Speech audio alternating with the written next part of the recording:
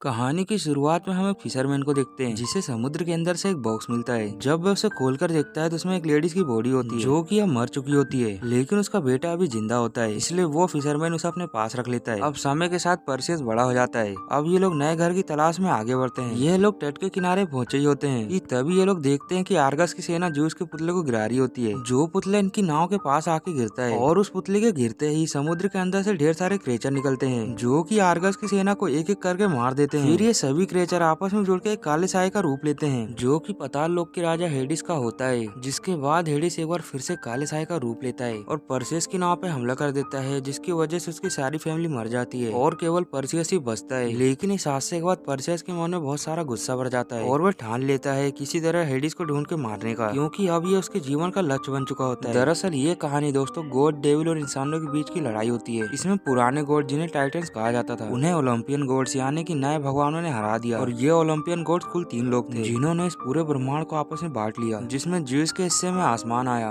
वहीं ओसाइडस के हिस्से में समुद्र और हेडिस को पाताल लोक का राजा बनाया गया क्योंकि उसे अंधेरे से काफी प्यार था। जिसके कुछ टाइम बाद ज्यूस ने मोटल्स बनाए जो कि ज्यूस की पूजा करते थे और उनकी पूजा करने की वजह से ही भगवानों को शक्ति आती थी। लेकिन एक समय ऐसा बदला कि इंसानों ने भगवानों को पूजना बंद कर दिया और उनका पूर्ण रूप से बहिष्कार किया, जिस बात से सभी गॉड्स काफी नाराज हो गए। पहले इंसानों ने भगवानों के मंदिर तोड़े और फिर उन लोगों ने ज्यूस की मूर्ति भी तोड़ दी, जिसका सीधा मतलब यही है कि इंसानों और भगवानों के बीच अब युद्ध होगा। अब जूस ये सब सोच ही रहा होता है कि तभी वहाँ पे हेडिस की एंट्री होती है जो कि काफी अरसे बाद पाताल लोक से बाहर निकला होता है। दरअसल ये जूस को बताने आया होता है कि इंसान हमारी पूजा करना बंद कर रहे हैं तो हमें उन्हें कैसे भी करके सबक सिखाना होगा जिससे वो लोग हमसे डरेंगे और एक बार फिर से हमारी पूजा करेंगे। इधर हम जूस को देखते हैं जो कि काफी अच्छे दिल का होता है, लेकिन इंसानों के इस व्यवहार ने और दूसरी तरफ हेडिस के भड़काने के कारण कोई रास्ता ना देखकर अपने भाई को इंसानों को सबक सिखाने का ऑर्डर दे देता है। इधर पर्सियस को आर्गस की सेना ने बचा लिया होता है और वो लोग उसे बचा के राजा के सामने लेके जा रहे होते हैं। लेकिन इस महल में जश्न चल रहा होता है क्योंकि इन लोगों ने जूस की मूर्ति गिरा दी होती है और यहीं पर राजा की बेटी एंड्रोमीडा होती है जो कि भगवान पे भरोसा करती थी और यहाँ जो पार्टी चल रही होती है उससे वो खुश नहीं होती। लेकिन तभी उसकी माँ कहती है कि तुम बिल्कुल भगवान की तरह ही दिखती हो तो तुम्हें किसी और के बारे में सोचने की जरूरत नहीं है। इनकी बातों के बीच में वहाँ पे हेडिस की एंट्री होती है जिसे देखते ही परसियस आउट ऑफ कंट्रोल हो जाता है और वो उसे मारने ही जाता है, पर तभी उसे एक अनजान लड़की रोक लेती है। यार हेडिस आगे बढ़ के क्यून को मार देता है, जिसके बाद वे सभी इंसानों को धमकाने लगता है। इसी के साथ ही वो उनके सामने एक चॉइस रखता है कि अगर तुम लोग जिंदा रहना चाहते हो तो भगवानों की पूजा करना फिर से स्टार्ट कर दो, नहीं तो मैं अपने मॉन्स्टर क्रेकन को तुम लोग के ऊपर छोड़ दूंगा जो कि तुम्हारे साथ साथ इस शहर को भी तबाह कर देगा। और अगर तुम लोग इस चीज से बचना चाहते हो तो 10 दिन के बाद सूर्य ग्रहण के दिन तुम्हें एंड्रोमीडा को क्रेकन के हवाले करना होगा और अब एंड्रोमीडा ही है जो तुम्हें बचा सकती है। अब इतना कहकर हेडिस वहाँ से जाने लगता है, लेकिन वो जाते हुए परसेउस को कहता है कि तुम डेमी गॉड हो यानी कि आधा इंसान और आधा भगवान। अब ये सुनकर सोल्जर परसेउस को पकड़ लेते हैं और उसे जेल में डाल देते हैं। लेकिन तभी उसकी मुलाकात उसी लड़की से होती है जिसने उसे हेडिस को मारने से रोका था। वह लड़की अपना नाम लो बताती है। लो कहती है कि मैं तुम्हारे बारे में सब कुछ जानती हूँ, तुम्हारा जन्म कैसे और कहाँ हुआ। अब वह उसे राजा एक्रीसियस की सालों पुराने युद्ध की कहानी बताती है। जब एक्रीसियस ने ओलंपस पर्वत पर कब्जा कर लिया तो सभी भगवान उसके दुश्मन बन गए और उसे मारना चाहते थे। तो जूस ने कुछ ऐसा सोचा जो एक्रीसियस को जिंदगी भर याद रहे, इसलिए जूस ने एक्रीसियस की बीवी के साथ गलत काम किया जिसकी वजह से उसकी पत्नी मां बनने वाली थी। लेकिन जब इस बारे में एक्रीसियस को पता चला तो उसे बहुत ही ज्यादा गुस्सा आया और उसने अपनी बीवी और उस बच्चे को एक बॉक्स में डाल के फेंक दिया जो कि एक बड़े से समुद्र में जा गिरा। लेकिन तभी आकाश से बहुत ही भयानक रोशनी निकली जिसने एक्रीसियस को डिफॉर्म कर दिया और यही वजह है कि वो इतना भयानक दिखता है। अब परसियस समझ गया होता है कि इसकी असल सच्चाई क्या है। अब लो बताती है कि मैंने बचपन से लेकर अभी तक तुम्हारे ऊपर निगरानी रखी हुई थी और मैंने ही तुम्हें बचा के उस मछुआरे तक पहुंचाया था और जूस के बेटे होने की वजह से तुम डेमीगॉड हो। अब ये सच्चाई जान के परसियस क्रेकन को रोकने का सोचता है क्योंकि ये काम उसके अलावा और कोई भी नहीं कर सकता, इसलिए वो क्रेकन को मारने के लिए लंबे रास्ते पर निकल जाता है।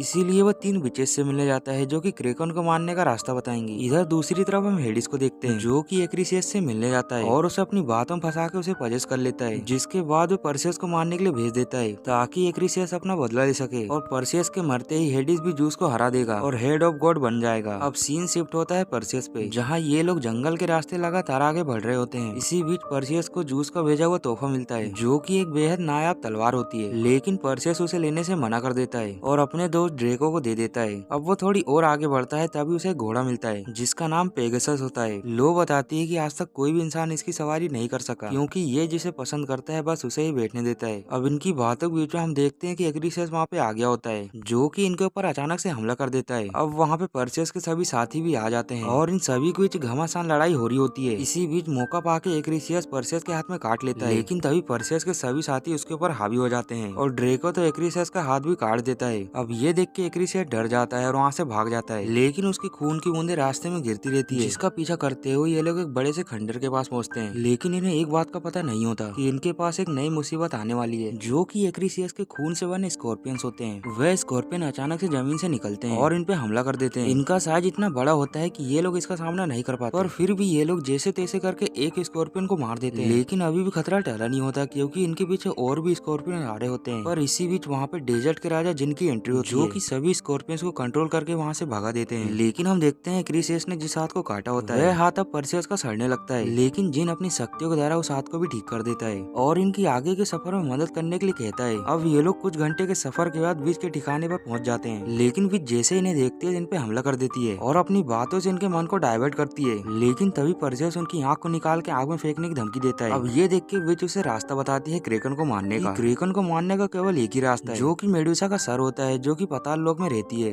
अब विचेस से ये सब जानकारी लेकर ये लोग जाने लगते हैं, लेकिन तभी विच कहती है कि तुम सभी लोग मारे जाओगे। ये सब विच परसेस को भटकाने के लिए कह रही होती है, लेकिन ये लोग उस पर ध्यान नहीं देते और अपने रास्ते फिर से आगे बढ़ते हैं। अब इन्हें रास्ते में जूस मिलते हैं जो कि इसे एक सिक्का देते हैं और कहते हैं कि तुम्हें ये मेडुसा तक पहुंचने का रास्ता बताएगा। अब इन्हें रास्ते में एक नदी मिलती है जिसमें सिक्का फेंकने पर एक नाव आती है और इस नाव पर बैठ के ही ये लोग मेडुसा तक पहुंचने वाले थे, जहाँ रास्ते में लोग मेडुसा के बारे में बताती है कि अगर कोई उसकी आंख में देख ले तो वो तुरंत ही पत्थर बन जाएगा। अब लोग कहती कि जितना हो सके उसकी आंखों में देखने की कोशिश ना करना। जिसके बाद ये लोग पाताल लोक पहुंच जाते हैं और जैसे मेडुसा इनको देखती है तब इन पे हमला कर देती है, लेकिन परसेस अपनी तलवार को दीवार में फंसा के बच जाता है। इसी बीच मेडुसा कई लोगों को पत्थर में बदल देती है, लेकिन जब वो परसेस पे हमला करने जाती है परसेस मेडुसा की आंख में ना देखकर सामने के स्टील में देखता है और जैसे ही मेडुसा उसके पास आती है तभी अचानक से परसेस उसका गला काट देता है और इस तरह से वो इस लड़ाई को जीत लेता है। लेकिन वो जैसे ही मेडुसा के सर को नीचे लेके जाता है तभी वहाँ पे एक्रिसियस आ जाता है और लो के पेट के आर पार एक तलवार को कर देता है। ये देखकर परसेस को बहुत ही ज्यादा गुस्सा आता है और वह फाइनली अपने पिता के दिए हुए गिफ्ट को उठाता है और उस तलवार से एक्रिसियस को जान से मार देता है और उसके मरते ही वहाँ पे पेगासस घोड़ा आता है जिस पर बैठ कर परसेस क्रेकन को रोकने के लिए निकल जाता है। अब सीन शिफ्ट होता है गोड्स पर, जहाँ हेडिस अपने भाई जूस को मारता है और उसकी शक्तियों को बस में करके उसे बंदी बना लेता है, जिसके बाद हेडिस क्रेकन को भी आजाद कर देता है। लेकिन तभी हेडिस को पता चल जाता है कि परसेस अभी जिंदा है, इसलिए वो खुद भी आर्गस शहर की ओर निकल जाता है और इधर क्रेकन भी लगातार शहर की ओर आगे बढ़ रहा होता है, जो देखकर आर्गस के लोगों के पास कोई चारा नहीं बचता और वो एंड्रोमेडा को जबरदस्ती ही बंदी बना लेते हैं और क्रेकन के हवाले करने के लिए एक जगह पे लटका देते हैं। इधर परसेस भी आर्गस सिटी पहुंच गया होता है, लेकिन तभी अचानक हेडिस के जो क्रेचर होते हैं वह परसेस से मेडुसा का सर छीन लेते हैं, लेकिन परसेस उनके पीछे भागता है। अब तक क्रेकन भी पानी के बाहर आ चुका होता है और चारों ओर तबाही मचाने लगता है। वह क्रेचर बिल्कुल क्रेकन के पास चल जाते हैं और परसेस भी जस्ट उनके पीछे ही होता है, लेकिन उसे देखकर क्रेकन उसे खाने की कोशिश करता है और परसेस किसी तरह से अपने आप को बचाता है। और इसी बीच परसेस मौका देखकर उस क्रेचर के ऊपर कूद जाता है और मेडुसा के सर को फाइनली हासिल कर लेता है। इधर क्रेकन भी लगभग प्रिंसेस को खाने वाला होता है और तभी वहाँ पे परसेस की एंट्री होती है और वह मेडुसा के सर को क्रेकन के सामने कर देता है, जिसकी आंखों में देखने की वजह से क्रेकर पत्थर में बदलने लगता है और कुछ ही पलों में पूरी तरह से पत्थर में बदल जाता है। लेकिन अभी भी खतरा टला नहीं होता क्योंकि वहाँ पे हेडिस आ जाता है। ये देख के परसेस अपने पिता की तलवार से उसके ऊपर हमला कर देता है, जिसका वार इतना घातक होता है कि हेडिस फिर से पाताल लोक में चला जाता है। इसके बाद परसेस जल्दी से जाके प्रिंसेस को बचाता है और जब प्रिंसेस होश में आती है तो वो परसेस का शुक्रिया अदा करती है कि उसने उसकी जान बचाई। अब इसके बाद परसेस अपने डैड से मिलने जाता है, जहाँ उसके डैड अपनी गद्दी संभालने के लिए कहते हैं, लेकिन परसेस उन्हें मना कर देता है और कहता है कि मैं इंसान ही ठीक हूँ। इसके बाद जूस बताते हैं कि हेडिस अभी मरा नहीं है, बल्कि वो पाताल लोक में दोबारा पहुंच गया है और अब उसे इंतजार है दूसरे पल का जब इंसान फिर से दोबारा गॉड को पूजना बंद कर देंगे, जिसके बाद वो दोबारा वापस आएगा। लेकिन अब खतरे की बात नहीं है क्योंकि अब लोगों के पास तुम्हारे जैसा योद्धा है। अब जाते जाते जूस परसेस को तोहफा देते हैं और वो होती है लो की जिंदगी को दोबारा वापस लौटाना, और जूस ऐसा इसलिए करते हैं ताकि परसेस अपनी जिंदगी अकेले ना बिताए। इसी के साथ दोस्तों इस मूवी का दी एंड हो जाता है।